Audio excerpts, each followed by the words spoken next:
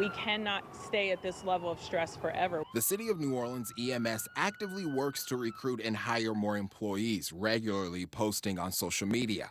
It's a strained workforce dealing with even more pressures while managing COVID-19 cases. It's been a lot of time and energy, and our responders are fatigued. And the truth is, it is affecting our workforce at this time. Director of New Orleans EMS, Dr. Emily Nichols, says to reach a full staff of 160 people, she needs to fill 14 vacancies. To help manage, administrative employees sometimes fill in. We're doing whatever we can. Through a public records request, Fox 8 learns how the shortage impacts those in emergencies. At the end of 2020, EMS received just over 1,200 calls, but didn't send an ambulance to 170. The problem seems to grow throughout 2021.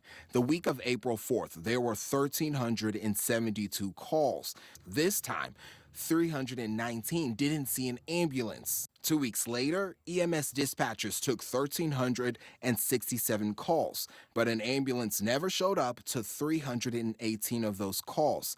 No units available to help. That's a really significant number.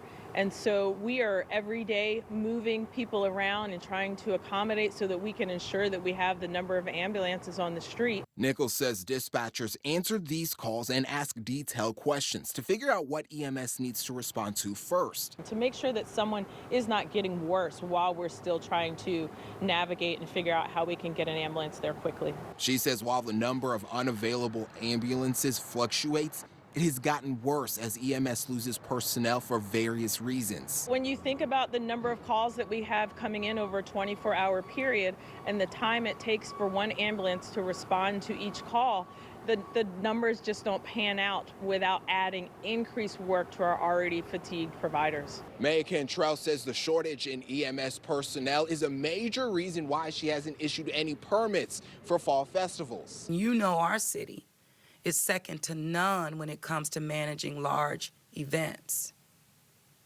But that's because of what the strength of our public safety team brings to those events. EMS is hard hit. And so it's a concern. But it's not just looking at public safety through one agency.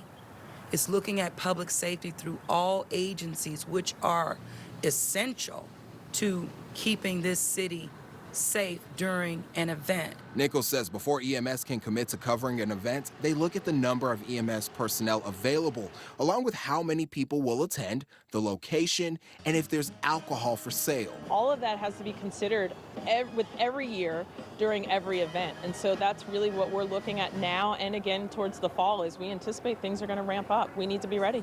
But before the city issues permits, Nichols says she needs more personnel.